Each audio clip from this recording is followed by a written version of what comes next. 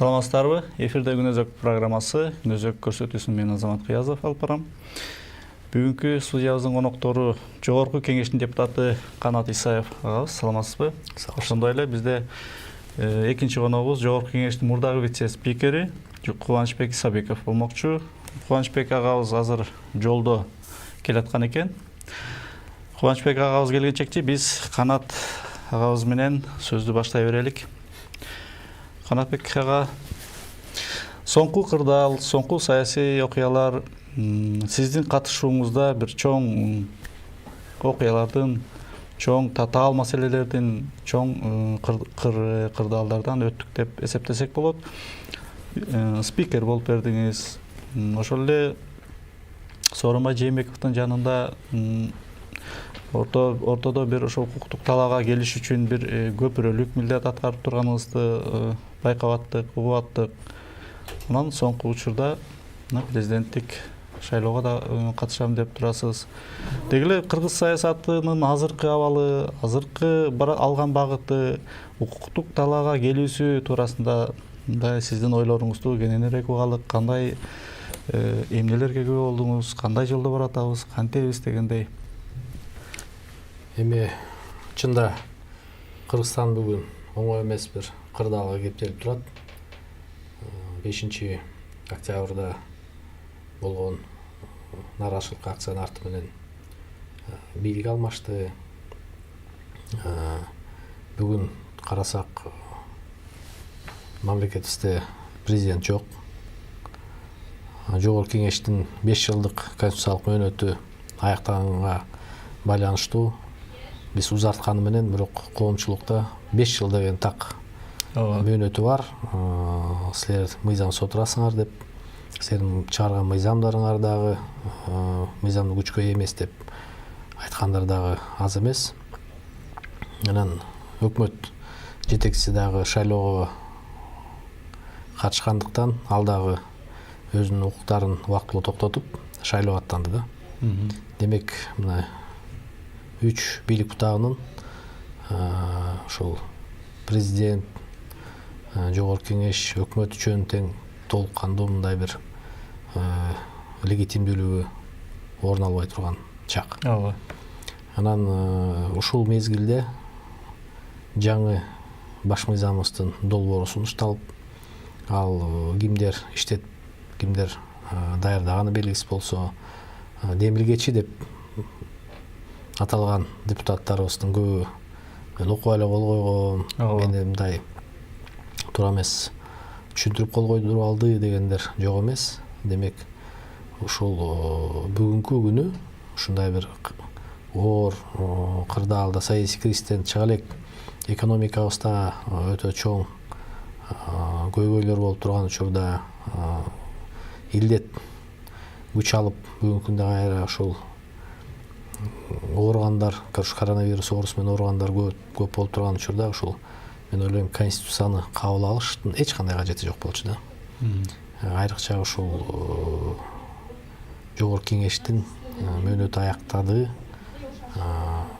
же аяктаган жок деп мындай бир талаш пикир болуп турган учурда эртең бул баш мыйзамды кабыл алган күнү дагы сөзсүз түрдө бул талаш жарата турган, кийинкиге дагы талаш жарата турган бир жагдайды биз орнотуп атабыз. Ошол себептен муну 7-чакырылыш шайланып келгенден кийин деле муну шашпай, иликтеп, ар тараптын оюн угуп, коомчулукка ачык жарыя кылып, ар бир сунуш кылган адамдардыкын таразалап туруп жети өлчөп биргизсек туура болмок.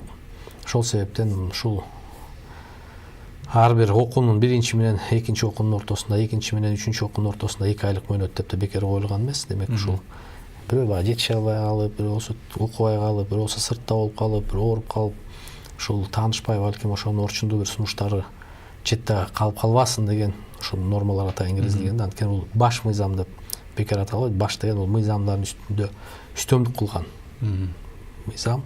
Демек, баарыбыздын мамлекетибиздин эрежелерин аныктай турган, баардык бийлик ортосундагы мамиле тең салмактуулук камсыз турган ушул баш мыйзам. Буга сөзсүз түрдө биз өтө ылдаттык менен мамиле кылышыбыз керек. Сиз айтып атасыз, ушул баш мыйзамды президенттик ушул аппарат даярдаган болуш керек деп ой билдирген экенсиз. Анан ошол эле учурда юрист Бектур Зулпуев мырза айтып атат, мекеним Кыргызстан менен биримдик партияларынын талапкерлери алып чыгышты деп. Анан азыркы учурда чындап сиз айткандай авторун таба албай, автору жок баш мыйзам жөнүндө сөз кылып талкуу болуп 2 күндөн бери ушу ызы-чуу болуп атабыз. Эми мен жанында туруп ушул ким даярдап атканын айта албайм, бирок биз мындай бизде бар маалыматтан таянсак, ошондо эле мен эмне себептен бул Садыр Жапаров бир нече жолу айтты. Мен президенттик башкаруу формасына кайра кайтып келем. Ушуну сунуштайм элге, эл чечсин деп айтты. Мажоритардык системаны кайтарып келебиз. Бул пропорционалдык система, партийный система өзүн актаган жок. Бирдиктүү мандат округтарына кайтып келишибиз керек деп бир нече жолу айтты. Демек демилге андан чыгып атат. Жогорку кеңеште мына эмес депутаттар менен жолугуп атабыз. Бир депутат мен ушул баш мыйзамдын долбоорунун үстүндө иштеп атам деген бир депутатты көргөн жокмун. Андан кийин бир нече жолу жогорку кеңешке келгенде Садыр Жапаровго берилген суроо айтып атты. Аз күндө жогорку кеңешке баш мыйзамдын жаңы долбоорун сунуштайбыз деп. Сунуштайбыз. Барат, түшөт деп. Демек ал жогорку кеңеш ичинде иштетилбеген мыйзам да. Иштетилбеген турган болсо мына депутаттар иштеп атат. Аз күндө өзүңөр чечесиңер. Аз күндө биз сунуштайбыз, жогорку кеңешке чүрөбүз, жогорку кеңештен анан талкуулап анан чечим кабыл аласыңар деген угуп жүрбөдүк туурабы, баарыбыз угуп аттык. Анан ошол биримдик Мекеним Кыргызстан партиясынын депутаттары менен ошолордун талапташтары менен мындай сүйлөшүп көрдүңүздөрбү? Аларда кандай сөз болду? Мен көп эле депутаттар менен сүйлөштүм, айтып атпаймынбы. Бир депутат мен ошо жаңы баш мыйзамдын долбоору үстүндө иштеп атам деген бир депутатты уккан жокмун, көргөн да жокмун. Булар жанагы эле депутаттардай болуп, даяр долбоордун астына кол коюп, ушу демилге ичип болуп, эми чыгып калып атышат да. Баш мыйзамдын эмнеси сизге жакпай атат? Эми Колдо оңдоп түзөп ала турган жери жок бекен? Бул жаңы сунушталып атканды айтып атасыз да. Биринчиден ушул парламенттик, президенттик башкаруу системасы эгерде бизге жакпай атса, анан кийин же болсо өзүн актабай атса, бир кандайдыр бир мамлекеттин өнүгүүсүнө бир тоскоолдуктар болуп атса, мен ойлойм, биринчиден президенттик башкаруу системасын бир жаңылык катары сунуш кылбаш керек да. Президенттик башкаруу системасы менен да биз бир эмес 2 президенттин учурунда иштеп көргөнбүз. Эки тең ушул башкаруу учурунда мындай жакшылык менен ал аяктаган жок. Ошол эле тиги 2005-жылы ошонун арты менен толкундоолор болду. 2010-жылы толкундоолор болду. 2010-жылы толкундоолор болгондо дагы мындай канча деген биздин эр азаматтарыбыздын өмүрү кыйылып, мындай чоң бир курмандыктын арты менен саясий система өзгөргөн да. Ошол себептен мен ойлойм, жаңылык катары сунуш кылбаш керек. Ошол эле бир мандаттуу шайлоо округтарын менен дагы депутаттар шайлап көргөнбүз. Анын да арты кандай болот экен, ошонун арты менен да нааразычылыктар болгон. Ошол эле эгерде азыркы партиялык системанын бир кандайдыр кемчиликтери болсо, анда биз оңдогонго мындай убакыт керек. Отур ар бир шайлоонун арты менен биз ушу өзүбүздүн кемчиликтерди, системанын кемчиликтерин көрүп, андагы сиз айткандай оңдогонго, түзөткөнгө бир мындай шарт түзүлмөк да. Эми мамлекеттер ушу партиялык система менен 50 жылдап, 100 жылдап иштеп келатат да, биз болсо болгон бир 2 шайлоо өткөрдүк. Урматтуу көрөрмандар, жана башында белгилегендей бизге Жогорку кеңештин мурдагы вице-спикери Кубанычбек Исабеков агабыз келип кошулду. Сиздин кечигип атканыңыз жөнүндө көрөрмандарыбызга маалымдап койгонбуз. Анан келгениңизге рахмат айталы. Биз бүгүнкү 2 күндөн бери, 3 күндөн бери чоң талкууга айланып аткан жаңы баш мыйзамдын долбоору жөнүндө, сунуштамасы жөнүндө сөз кылып атабыз. Сиздин пикириңиз даяр болсо, уга баштайлык. Даярлы. Негизи бул конституция бул оюнчук эмес да. Муну жол жобосу бар. Жогорку кеңеш бул 28 октябрга чейин конституциялык кеңеш менен бекитип койсо болмок. Себеби өкмөттүн дагы президенттин андай укугу жок. Ал кеңешме баягы скелетин жасаса конституциянын келип болсо ошол жекелей юристтер эмес биздин тарыхчылар, кыргыздын маданиятын, тилин, билин баарын билген кишилерди алып турупчу, эл алык тажрыйбаны карап туруп, андан сырткары биз юрист катары айтканда көп эл аралык уюмдардын мүчөсүбүз. Кыргызстанда милдеттемелер бар. Ошол эле адам укугу боюнча, ошол эле азыркы мисалы шайлоолорду өткөрүү боюнча дагычы, ошонун баарын карап көрүш керек да. Мисалы кээ бир келишимдер, мына жогорку кеңештен ратификация болгон келишимдер, ал биздин мыйзамдардан да жогору турат. Алар биринчи аткарылышы керек. Эгер карама каршылык болсо дагы эл аралык келишим мыйзам чегинде ратификация болуп, жогорку кеңештен өткөн закон түрүндө өтсө, алар өйдөрөөк болот. Демек, бул конституцияны мен түшүнүп атам. Президент болом деген киши азыр деген президенттикке биринчи аттанып албайт. Андан көрө жогорку кеңештин шайлоосун өткөрсө болот болчу, график менен. Андан барып туруп тиги БШКнын имаратын обыскалабай, аларды опузалабай, мыйзам чегинде БШК туура кылды. Кийинки шайлоону далилдеген. Жок, андан мурун президенттикти өткөрүп, анан бийликке келип анан ошондо. Эми президент болуп шайланса, мурунку конституция менен шайланса, азыр конституция жаңы кабыл алынбай турупчу. Анда дагы бир жолу шайлоону өткөрүш керек болуп калат. Себеби анын укугу бир закон боюнча кабыл алынган. А закон обратный сила не имеет дейт. Бүгүн кабыл алган закон кечеги күнгө иштебейт да. Эми ал кээ бир уголовный кодекс жакта бар, если смягчающие обстоятельства деген бар. Ал эле боюнча. Андан болбосо, эми мына эң жаманы Венецианская комиссия бар. Дүйнөлүк комиссия. Алар мына жыйынтыгын чыгарып атат. Бул туура эмес болуп атат. Муну кабыл алганга болбойт деп атат. Кыргызстан биз асманды учуп кетпейбиз да. Биз эл аралык абалдарга, эл аралык нормаларга да баш ийишибиз керек да. Эми мына Венецианская комиссиянын жыйынтыгы чыккандан кийин Америка ошо шайлоого берейин деп аткан акчасын береби азыр? Бербесе кайсы акча менен өткөргөн атабыз шайлоонучу? Мына жылдын жыйынтыгы мына өзүңөр билесиңер, бюджет 37-38 миллиардка кем болуп турат, дефицит. Кайсы акча менен пенсия, пособие, айлыктар берилет? Кайсы акча менен жаңы жылдык шайлоого баратабыз? Бул бир деңиздер. Экинчиден, конституцияны элдик талкууга коюш керек, сөзсүз түрдөчү. Бир айдын ичинде талкууну бүтүрө коем деген бул башы оң киши жок кандайчы. Алдын конституциялык кеңешмени аныктап туруп, каражат бөлүп берип, офис бөлүп берип, тиешелүү специалисттерди бөлүп берип койсо, алар мына скелетин жасап чыгарып туруп, элдик талкууга жок дегенде бир 3 ай болбосо 6 ай бериш керек болчу. Андан кийин конституцияны кабыл ала турган жол жобосу бар. Бул кишилер 28 октябрда мөөнөтү бүтөөрдөн мурун ошол конституциялык кеңешмени дайындап койсо, андан кийин шайлоого бара берсе болмок. Ал убактан кийин берки кийинки шайлоодо жогорку кеңеш келгенге чейин эл дагы талкууга алып, сунуш пикирлерин, ой пикирлерин айтат эле. Эми бизде мамлекеттер бар дүйнө жүзүндө 100 жылдан бери конституциясы тийишпеген. Анан бул референдум менен өткөрүү жолу баары бир өткөрүп алам деген сөз да. Мисалы Атамбаев деле өткөрүп алган кийинки референдум боюнчачы. Тиги жерде 20-жылга чейин өзгөрүүгө болбойт деп турса дагычы. Эми азыр жогорку кеңештин деле укугу бар болчу. Конституциянын бир топ беренелерин, бөлүмдөрүн өзүнө өзгөрткөнгөчү.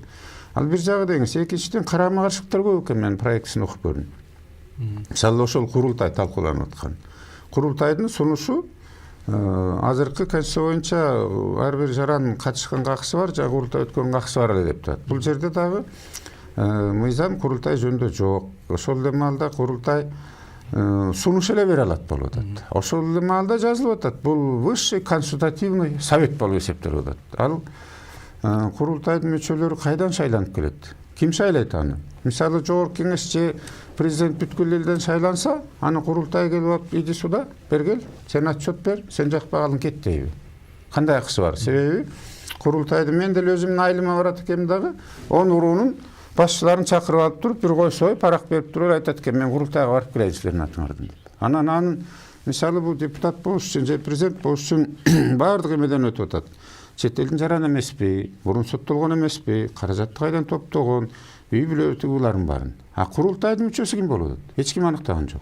Бул бир деңиз. Экинчиден, мына жогорку кеңештин депутаттары иним таарынбасын октябрда бүткөн мөөнөтүң бар. Себеби 5 жылдык мөөнөткө шайланат деп турат. Ушул конституцияны дагы ойлоп чыгарган кишилердин бул күнөөсү 71-де жазып коюлган. Да, булардын полномочиясы кийинки шайланып келген депутаттар биринчи сессияга өткөрүп атканда депчи. Андай эгер узарта турган болсо анда бир 30-40 жылга узартып алып отура беришпейби? Эмне керек шайлоон? Дагы бир нерсени айтып койгон.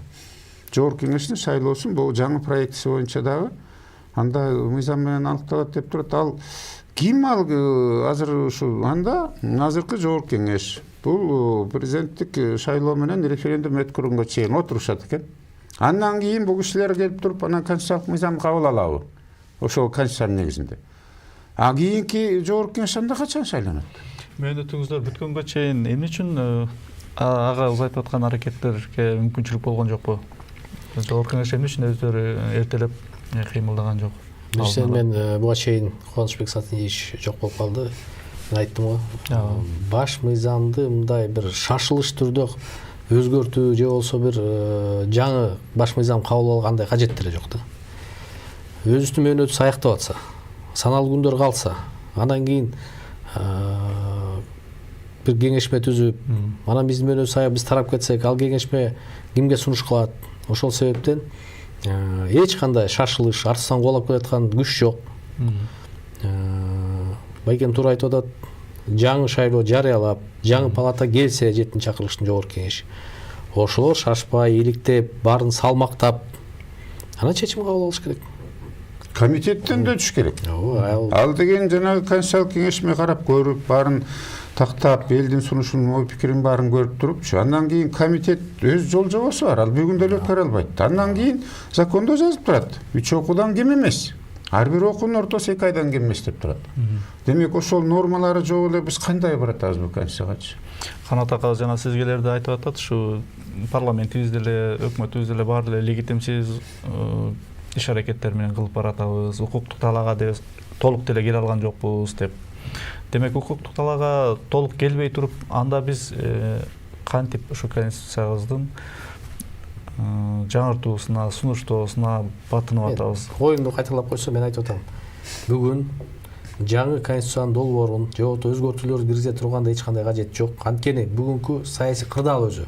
Президент жок болсо, жогорку кеңештин сиз айткандай 5 жылдык мөөнөтү бүтүп, биз узартканы менен элде юристтердин арасында талкуу болуп атат. Булар чыгарган мыйзамдар мыйзамсыз, анткени булардын мөөнөтү бүткөн, 5 жылдык мөөнөтү бүткөн деп. Өкмөт башчыбыз жок болсо, шайлоого аттанып милдеттерин өткөрүп кетсе. Анан ушул кырдаалда шашылыш түрдө ушул сапаттуу баш мыйзамды иштеткенге бир шарт барбы?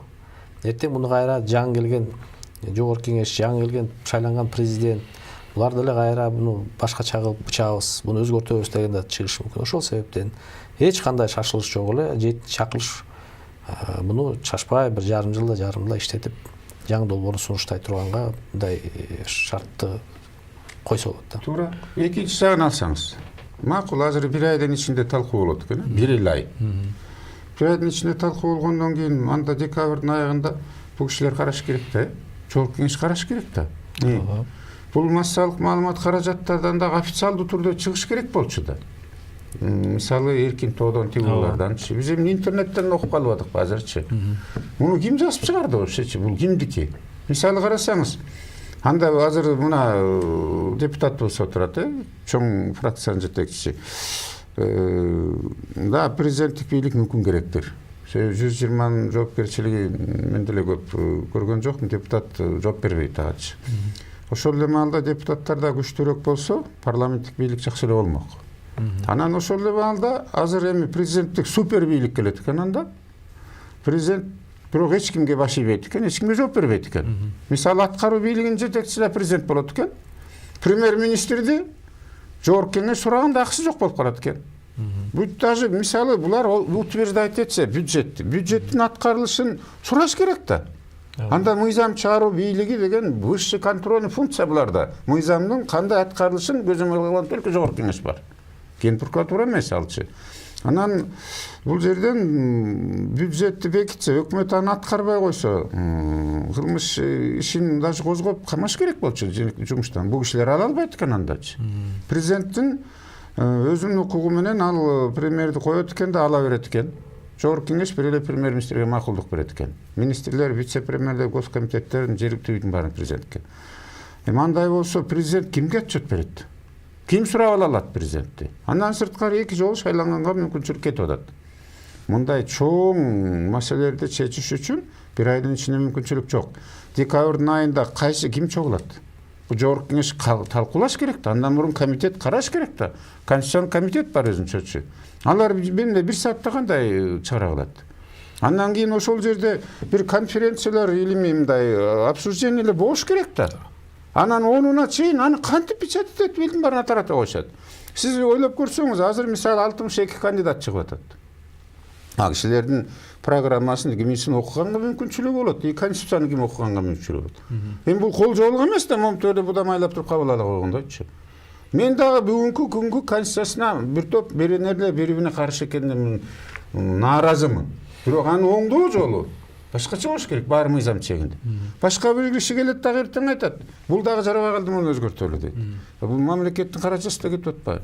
Азыр мына кышка даярдык кандай? Барбы бизде жокпу? Эшикте кандай суук болууда? Муну эми жаңылыштык деп коомчулук таанып атат сиздер менен катар эле. Муну эми оңдоо жолу кандай болот? Азыр эми беки электе бул сунушталып эле атат да. Кантип түздөп жолго салып кетсе болот? Мунун бир нече жолдору бар. Биринчиден ушул сунуш кылып аткан депутаттар айрымдары кайра өздөрүнүн койгон колдорун артка чакырып алып атышат. Мен окубай туруп кол коюп турмун. Мага туура эмес түшүндүрүп коюштур деп. Анан кийин бир ошол сунуш кылган демилгечи деп аталган адамдар биз демилгечи эмеспиз деп мойнуна алып атышат да. Айрымдары. Экинчиси баары бир буну жогорку кеңештен талкуулагандан кийин жогорку кеңеш буну мыйзам катары буну референдумга чыгарыш керек. Референдумга чыгара турган болгону аны дагы 80 добуш менен биз чыгарышыбыз керек. Демек палатадан дагы эгерде талкуу жарата турган болсо, палата колдобойбу, ал мыйзам кабыл алынабы, кабыл алынбайбы, бул да чоң маселе. Демек бул мен айтып аткандай, мөөнөтү 5 жылдык мөөнөтү бүткөндөн кийин биз баягы мыйзамды кабыл алганда болгону ушул укуктук бир боштук пайда болуп калбасын, легитимдүү бир орган болуп турса, ушу президенттик шайлоолор өтүп кетсе деген ниет менен ошо мыйзам кабыл алганбыз. Бирок мындай орчундуу мамлекетибиздин тагдырын, элибиздин тагдырын чече турган мыйзамдарды кабыл алганга эч кандай биздин моралдык укугубуз жок да. Депутаттын окубай туруп кол койдум дегенин кандай болот? Бул жоопкерчиликсиз. Бул депутаттардын жоопкерчилигинин кароо туурасында деги эле бир мыйзамдык бир укуктук негиздер барбы? Булар мен окуптырмын дейт, окубай туруп коюп койдум дейт. Эми ар бир депутат эми өз үчүн өзү жооп берет. Мен эми өзүбүздүн кесиптештерди баягы сындаганда туура эмес болуп калат, бирок мен ойлойм ар бир депутат ушул элдин атынан сүйлөө укугун алгандан кийин, ушул баш мыйзамды, башка мыйзамдарды кабыл алуу укугу бар болгондон кийин ар бир добушуна, ар бир койгон колуна өтө мындай жоопкерчилик менен мамиле кылыш керек да. Анткени ошол мыйзамдар эртең биздин элибиздин тагдырына түздөн түз таасир этет. Кадынай болгон күндө дагы ушул депутаттардын кол коюусунан кийин жарыяланып кетип атпайбы? Түгүл тизмеси жүрөт. Ошол эле сиздердин партияга тиешеси бар Шаршенбек Абдыкеримовдун дагы аты аталып жүрөт. Ал киши өзү бияктабы? Келди. Кол койгондордун ичиндеби, жокпу? Жок, тизмесин көрдүм, өзү менен сүйлөшө алган жокпуз. Кол койдубу, өзү кол койгон жокпу, бирок келди, Кыргызстанга келди. Бирок биздин фракциядан ошол Бектен Сыдыгалиев депутат мага туура эмес маалымат беришкен. Мен мисалы мыйзам долбоор деп кол койгон эмесмин деп, ал өзүнүн койгон колун чакыртып алды. Ошондой эле Атамекенден Эмиль Токтошов чакырып алды. Республика ата журттан Бейшенбаева деген кесиптешибиз чакырып алды. Кол койгон колунду мен ал мыйзам баш мыйзамдын долбооруна кол койгон эмесмин деп. Демек бир топ депутаттар кайра ушул туура түшүнгөндөн кийин, таанышкандан кийин же болбосо ушул долбоор экенден кийин көптөрү оюн өзгөртүштү да. Дагы бир жолу да айтып коеюнчу.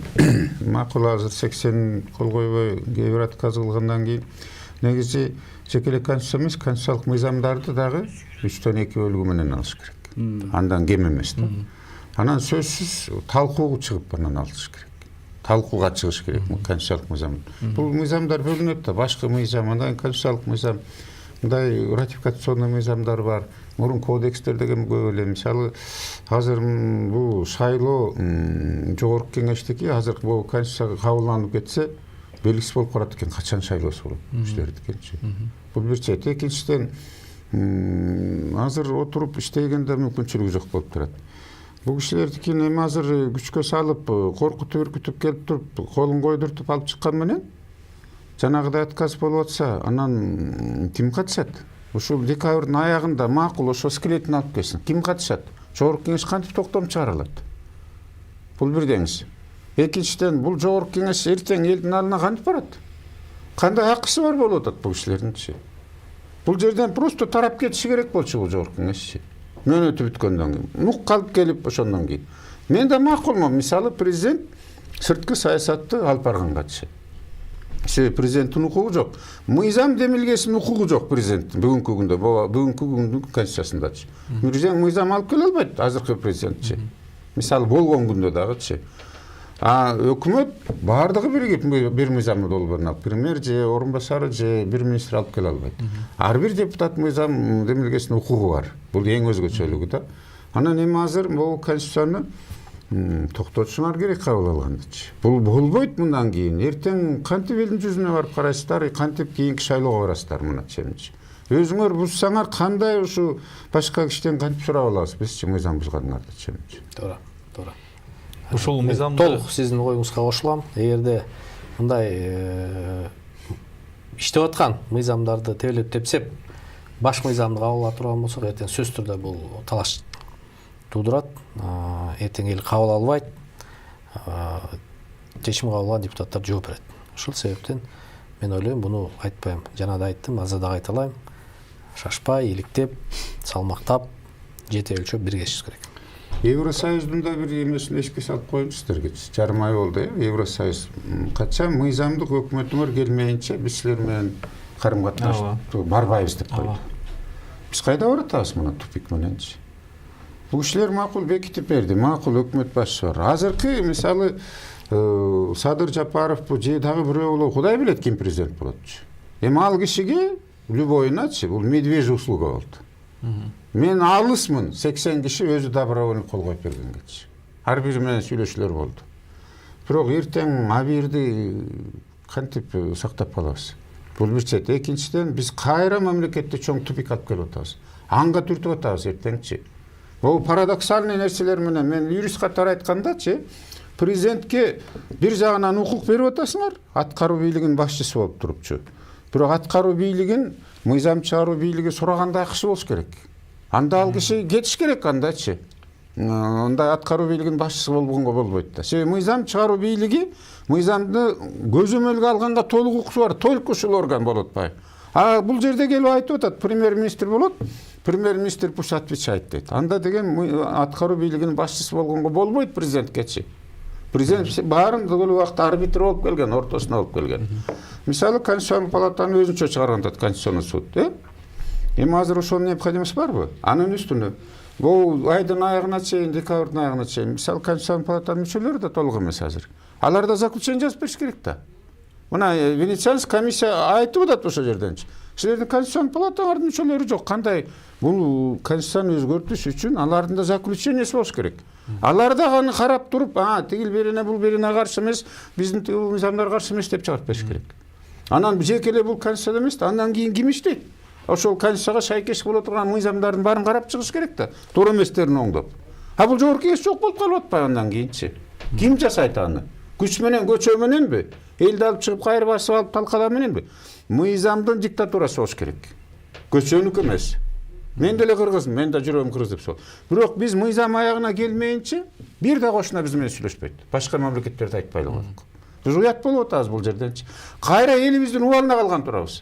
Эртең бирөө көтөрүп чыгат, эртең бирөө эстеге алып чыгат, дагы бул жерде келет, ары дагы өрттөнүп, бирөө өлүп, бирөө канжалап калат. Садыр Жапаров деле ошо мыйзамдык жол менен баралык баарына мыйзамдуу жол менен келелик, укуктук талаанын аркасы менен анан баардыгын иретке келтирелик деп эле аракет кылып айтып аткандай болуп атат. Анан эгерде автору эртеби кечпи айтылат да, табылат да, мунун калкып чыгат болуш керек. Эми эгерде мынчалык көтөрүлүп аткан маселе болсо, ошол эле депутаттарыбыздын, парламентибиздин беделине шек келтирип атса, жалпы мамлекеттин беделине шек туудуруп атса, мына Венециядан бери козгоп, демек булардын дагы, ушул авторлордун дагы эртеңки жоопкерчилиги болуш керекпи? Сөзсүз түрдө болуш керек. Ошон үчүн биз так анык ким иштетип чыккан бул долбоорду, ким сунуштаган атат, муну билишибиз керек. Депутаттардан айтпайм, жогорку кеңеште бир депутат мен ушул баш мыйзам долбоорунун үстүндө иштеп жатам деген бир депутаттын менен сүйлөшүп көргөн жок. Эми муну бир күндө же 2 күндө жаза ала турган иш эмес да. Муну деген канча күн даярдашты, бирок ошол палатадан эми күнүгө эле жолугуп аттык. Мен ушу баш мыйзамдын үстүнөн 80ди кой, 8ин уккан жокмун да, мен иштеп атам дегендичи. Ошол себептен туура айтып атасыңар. Ким долбоор сунуштаса, ошол дагы мына жооптуу болуш керек кандайдыр деңгээлде. Жомал депутаттар да кызык да, эмне кол коет? Өзү билбесе көрбөсөчү. Маселе ошондо болот. Ошондо болот да. Окубай туруп кол коюп турмун, билбей туруп айтып турмун деп атат. Ким уюштурду? Мен кечээ көрүп калдым, Текебаев, Өмүрбек Черкеш жана Зулпуевтан сурап атат. Сен жасадың беле, ким жасады? Сал отказ кылып атат. Зулпуев болсо айтып атат, мекеним Кыргызстан талапкерлери менен биримдиктин талапкерлери аркылуу болду деп. Ким ишем анча. Эми ал мындай да, бул 80 киши азыр отказ кылып ыргып кете берсе, муну ким кабыл алат? Андан кийин бул кишилер да чогулушуп карашы керек да. Нелегитимный парламент болсо дагычы, күчкө сала берсечи. Анан эртең бир эл аралык сотторго барса эмне менен бүтөт булчу? Бизде деген баягы убактылуу өкмөт деген болгон 10-жылычы. Самопальный, самозванный. Кийин ошолордун декреттерин баары ит болбоду. Качып кеткен Надель тиги банкынын эсебин Европада сотко берип 17 миллион евро утуп алган биздин өкмөттөчү. И Центерадагы кыргыз өкмөтүнүн акциясын арест койдуруп салган. Ошондой эле махкеме боюнча Туркияда ошондой болду. Декрет деген жок. Эми азыр могу жерден мен обижать этким келбейт бул кишилердичи. Эми бүгүнкү күндө эл тааныбай турган парламент могуну келип туруп кабыл алып, анан биз незаконныйбыз, бирок биздин жасап атканыбыз законный деп кантип айтат? Адам өзүн алдай албайт да, баарын алдаса болот экен да. Кандай могу жол менен баратабыз бизчи? Биздин азыр эл деген бир топ, сиздер, мен бир мисал келтирип берейин. Жакында эле өтөт, Американын жана грин картасына кырылышы бел очередте болуп атат. Ишенбей атат Кыргызстандын келечегине. Ишенесиңер, биздин жаштар кетти, келбейт бир тобучу. Билимдүүлөр ал вообще келбейт. Күндөн күнгө кетип атпайбы? Биз кандай бул жерге келебиз? Азыр мына могул пандемиянын убагында экономика башка мамлекеттердики да начарлады. Ошол эле Россиядан бир топ мигранттар жумушсуз калды. Азыр келсе биз кайда барабыз? Россия кенедей жардам кыла алган жок. 100 миллион обещать эткен келген жок. Евросоюздан эчтеке жок. Америкадан бир тыйын келе элек. Венецианский комиссиядан кийин берерин Кудай билет. Кандай жол менен, кандайча кайсы акча менен муну өткөргөн атабыз? Ушул маселе үстүндө парламентте өз ара сөз барбы? Парламенттин реакциясы кандай? Жалпы бирдиктүү бир чечим, сөз кабыл алуу жөнүндө бир. Эми туура эмес сунуш болду деп нааразы болгон депутаттарыбыз бар, өз оюн билдирген.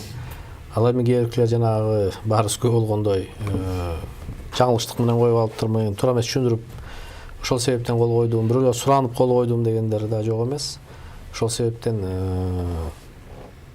кеме жалпы парламенттин бирдиктүү бир реакциясы жыйын боло элек. Аны бирдиктүү реакциясын жалпы жыйында эле аныктабасаң, андай аныктай албайсың. Бирок мен ойлойм, мындай жол менен баш мыйзамды кабыл алууга болбойт. Бул биздин оюбуз. Президенттик шайлообуздун жемиши эмне болчу да? Эми президенттик шайлообузга канчалык таасир этет могу калпыстык? Дагы суроо берейинби муну бул кишигечи? Мисалы, азыр президент курултайы көп бир күндө өткөн атат, референдум өткөрчү. Келди, өкмөт отставкага кетет. Туурабы? Ким бекитет өкмөттөн кийин? Өкмөттүн программасын ким угат, структурасын ким угат, ким бекитет? Ойлоп көрсөңүздөр, Бул парламентпи? Бул парламент болбойт атпайбы, кандай болот? Эми анда мени туура түшүнсүн депутаттарчы. Анда бул шайлоону деле өткөрүп кереги жок. Bir 30 жылга, 50 жылга шайланып алышсын дагы ошол менен жүрө берсин да. Өзүнүн мөөнөтүн өзү узартып. 2005 жылы биз бир мандаттуудан депутат болуп келдик. Ошондо Кадырбек Ишембаев Мыйзам чыгаруу палатасынан, Мукашев Аксакал өкүлдөр палатасынан алар алды дагы декабрга чейин мөөнөтүн узартып коюшту, өзүнүкүн өзү. Эл деген билет да канча мөөнөткө кимди шайлаганын. Кандай сөзүн өзү өзгөртөт. Ушул менен Кыргыздын тарыхында биз шылдың болуп атпайбызбы бүткүл дүйнөсүнөчү? Ким азыр бир жери менен күлүп атат биз могу референдумга бир күнү референдум, башкы мыйзамдын референдуму менен президенттикке алып чыгып атканыбызгачы. Эмне менен бүтөт могу, ким билет мунучу? Мына бул жерде илимдүү билимдүү кишилер отурабыз. Сиз ишенесизби ошо 70-62 деп мейли даже 20-сыныкын программасын окуп бүтөсүзбү ошо бир айдын ичинде? Анан бул конституцияга сиз өзүңүз сунуштай аласызбы? Муну деген юрист катары мен дагы не смогу все. Муну деген кичине караш керек да. Бул оюнчук эмес да бул. Физикалык да мүмкүнчүлүк. Андай да мүмкүнчүлүк жок да. Анан массалык маалымат каражаттарына кеңири жарыяланыш керек да муну. Интернеттен эле эмес, интернетте жарым сааттан сизди да ашыбайт, бул кишини ашыбайт, мени да ашыба берет. Бизде официалдуу массалык маалымат каражаттары бар. Официалдуу. Анан бул типографиядан отурган императордун да басылып чыгышы керек баары тең. Анын кантип үлгүрөт? Декабрдын айында аягында сиздер чогулушуну бүткөрө аласыңарбы? Бир айлык мөөнөткө макул обсуждение кетсин. Бүткөрө албайсыңар да, физикалык жактан да бүткөрө албайсыңар. Эми мыйзамдын талаптарына ылайык 10 январга эч кандай муну сунуш кылганга бир мыйзам жол бербейт да. Убакыт боюнча да мүмкүн. Убакыт боюнча, ошо убакыт боюнча. Мыйзам боюнча да. Окуунун ортосунда 2 айлык мөөнөт болуш керек. 2 ай талкуу жаратыш керек. Андан кийин гана экинчи окууда кабыл алынат. Андан кийин 2-2 болгондо 4 ай аралык талкуу үчүн калып атпайбы. Ошол себептен 10 январга эч кандай бир мыйзам жол бербейт. Биз зордук менен президенттик шайлоону өткөрүп анан президент шайлап алган күндө дагы аны мыйзамсыз болуп калганда. Жок. Президенттик эми азырчы закон боюнча парламенттик шайлоо өтүш керек болчу. Биз эми президенттикке кирип алдык. Президенттикке кирип алдык. Бул БШКныкын чечимин жокко чыгарышты дагы. БШК айластан президенттик шайлоого баратат дейм азырчы. Кандидаттарды кабыл алып, документтерин карап турчу. Эми ма дегенде закон боюнча парламент шайлоо өтүш керек болчу. Мейли 120 көп деп атабызбы, партия система деп атабызбы, бирок мыйзам боюнча парламент шайлоо өтүш керек болчу биринчи. Андан кийин президенттикке өтүш керек болчу. Ошондо жакшы болмок. Президент мисалы кимдин алдына чыгып туруп ант берет? Ушуну ойлоп көрсөңүздөр. Кимдин алдына чыгып жогорку кеңешке чыгат. Элдин атынан жогорку кеңеш отурат. Ошол жерге келет, коомчулукту кошуп чакырылат. Бирок 100% депутаттар катышы керек. Ал жерденчи. Төрага катышы керек. Илгерки эле карасаңар ушу жогорку сот менен Конституцион соттун төрайымдары турчу эле ошол жерде. Эми азыр макул ушуга баратасыңар, эми ушуга алып барды бул жогорку кеңеш дагычы. Бүгүн бул жогорку кеңеш деп айтыш да кыйын болуп атат. Кээ бири таарынып атат, эми таарынса ой сөзлөрүбүзсүн. Биз айлыгы жок иштеп атабыз дейт. Айлыгы жок иштебей эле премиальныйлар кайда? Представительский, канцелярский, шофёрдун өйдө айлыктарын алынып атат да. Эми ичинде баары мен жамандай албайм, акыл эстүүлөр бар, тажрыйбалуулар, илимдүү билимдер. Алардын бир тобу 80-ин ичине кирген жок. Бирөө да алар каршы чыгып атпайбы. Эгер жогорку кеңеш өзүлөрү каршы болуп, биз албайбыз деп атса, биз кантип ушуну күчтөйбүз? Мыйзам чыгаруу бийлиги отказ кылып атса, кандай күчтөйбүз? Бул бийликтен илегетимди болуп өзүлөрү айтып атпайбы мыначы? Бир шаг менен кетиш керек эле да. Эми азыр мейли президенттик шайлоого барышыбыз керек, айла жок. Бирок президенттик шайлоонун президенттин укугун андан кийин жогорку кеңеш шайланып келсе деле көбөйтсө болот да. Сырткы саясатты берсин президентке. Мисалы, ал мамлекет башчы болуп аткандан кийин бир жака барса, өкмөттөн уруксат сурайбы. Мен Владимир Владимирович, подождите, я премьер-министр уруксат сурайын депчи. Анда эл күлөт да тияктан, аны күтпөйт да. Анан мына бул киши жакшы билет, өкмөт деген коллегиальный орган. Премьер-министр жалгыз чечпейт. Аны көпчүлүк чогулат. күн тартибы бекилет добуш менен. Аягында анан төрага премьер-министр же орун басары кол коет. Ага чейин күтө береби башка мамлекет башчылары. Бул баш мыйзамды деле сунуштап аткандар, ушул кадамдарга барып аткандар, шайлоону белгилеп аткандар, ушул багытталгандар деле сиз айтып аткандай сиздер сыяктуу юристтер, билимдүү эле башты көздүү кишилер жазап атса керек. Бирок андай болгонго эмне негиз болуп атат деп ойлойсуздар? Эмне түрткү болушу мүмкүн? Эми жанатан бери эле ушул суроо Айланып атат. Ушул демилгечи ким, автор ким деп. Мен ачык эле бүгүн да пресс-конференцияда айттым, азыр да сизге айттым. Ачыктан ачык эле бүгүнкү күндө президентке талапкер Садыр Жапаров бир нече жолу айтпады беле. Мен ушундай сунуш кылам, жаңы конституциянын долбоорун президенттик башкарууга айтып келишибиз керек. Бирдиктүү мандат округдарды кайра ошол бирдиктүү шайлоо округдары менен шайланыш керек депутаттар деп. Жогорку кеңешке мына жакынкы мөөнөттө сунуш кылам деп айтылып эле келатпады. Эми ошонун себептен ким сунуш кылганын, демилгечи ким экенин биз жакшы билебиз да. Анан мен ошол максат эмне деп атасыңар, эми максатта түшүнүктүү болуп турат. Бүгүнкү күндө мындай баардык бийлик бутактарды бир колго алуу аракети да. Сунуш кылган күндө дагы ошону жасап аткан айлана чөйрөнөсүндөгү адамдар деле балким туура жолго көрсөтүп мындай кылалык деп кеңеш кылса болот беле? Мисалы, маселен сиз айтып атасыздар. Болот беле да. Мындай да. Азыр могул мыйзамсыз жогорку кеңеш менен келип туруп, булардын колу менен баш мыйзамды өзгөртүп, бул өзү мыйзамсыз болуп атат. Анын үстүнө мен түшүнүп атам. Ким президент болом десе азыр ошол Садыр Жапаров же да бирөө сразу отурары менен президенттик бийлиги, укуругу күчтүү болсун каалап атат. Болгону ошол, причинасы ошол, бир эле причинасы. Анан эми бул жерден ушул керек беле? Мен оюмча керек жок. Азыркы кырдаалда керек жок. Биринчиден, экинчиден бул баары мыйзам жолу менен болуш керек болчу. Азыр мыйзам бул биз тебелеп атабыз. Андан кийин кимден сурап алабыз? Сен мыйзам буздуң, сени штраф салыш керек көчөдөн депчи. Кимден сурайбыз? Баш мыйзам бул деген да бир жолу кечирип болот атайын. Бул кол жоолук эмес да мурчу. Күндө эле өзгөртө бергендей, жолбосо монтип тебелегендейчи. Бир жолу жасап албайлы, анан болду да ошол менен тийбеш. Мейли, ушул жол менен кете берелик дейлик. Ушул коюлган тартип менен өтөлүк, ошол мыйзамды кабыл алалык, шайлоолорубузду өткөрөлүк. Жыл айлансын, соңун кандай элестетебиз? Эмне болот? Артында эмне күтүшү мүмкүн? Соңу биринчиден жамандык менен өтүшү мүмкүн. Эч ким кепилдик бере албайт. 10 январда тынч мыйзам чегинде шайлоо болот депчи. Анан бир тобу сөзсүз билгениңди кылып ал деп ыргытышы да мүмкүн, чиймелеп салышы мүмкүн келген кишилер делечи. Андан кийин ушуну түшүнбөстүк менен макулда болушу мүмкүн бир топ элечи. Мына ал тургай депутаттар окубай кол койдук деп атышат да. Анан бул көпчүлүгү түшүнбөйт.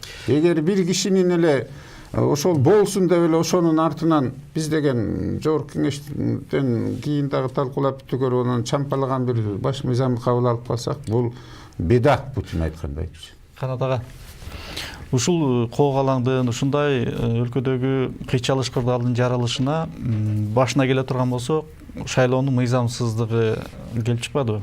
Анын катарында ошол баштапкы шайлоодо жеңишке жеткен 3 партиянын бир катары сиздердики Кыргызстан партиясы аталып атат. Деги эле сиз ошол партиянын лидери катары моралдык ушул партияңыздын, партия мүчөлөрүңүздөрдүн моралдык жоопкерчилигин кандай деп бизге сүрөттөп айтып бере алат элеңиз? Кантип ачыктайсыз? Эми ар бир нерсени же бирөөнү күнөөлөгөндүн астында бир кичине анализ жүрүш керек да. Мен сизге бир мындай эле суроо берсем, соңку мүнөтүбүз бүтүп бараткан экен. Бүтүн Кыргызстандагы бийликчил партия беле, мекенчил партиясы, оппозициялык малайда партиялар да турабы? Кыргызстан партиясы ошол партиялардын айырмасы 1,5% болду. Биринчиден, экинчиден, атайын мен Борбор шайлоо комиссиясына кат жолдодум. Ушу кайсы партия канча акт түзүлгөн экен деп. Кыргызстан партиянын үстүнөн акт бир бол менен ата мекендей бирдей түзүлгөн экен, ал эми республика партиясы бизден да көп түзүлгөн экен. Анан кийин бизден же бир акимибиз жок болсо, биздин шайлоо учурунда 10 чакты партиялаштарыбызды камады, милиция камады, УКМКга алып барып камады, Биз дагы башка партиялардай болуп кысым, административдик ресурстун кысымын жоон терис менен сезип, ошон үчүн биз жанагы 9%-ын тегерегин алып атпайбызбы. Анда элдер болуп туруп 45-46 мандат албайт белек биз дагы. Канат ага, Кубанычбайга биздин студиябызга келип, күндүн окуясына жараша, кырдаалыга жараша өзүңүздөрдүн пикириңиздерди, ойлоруңуздарды ортого салганыңыздарга чоң рахмат айтабыз. Бизде Жогорку Кеңештин депутаты Канат Исаев мырза жана Жогорку Кеңештин мурдагы вице-спикери Кубанычбек Исабеков агаларыбыз конокто болушту. Саламатта калыңыздар.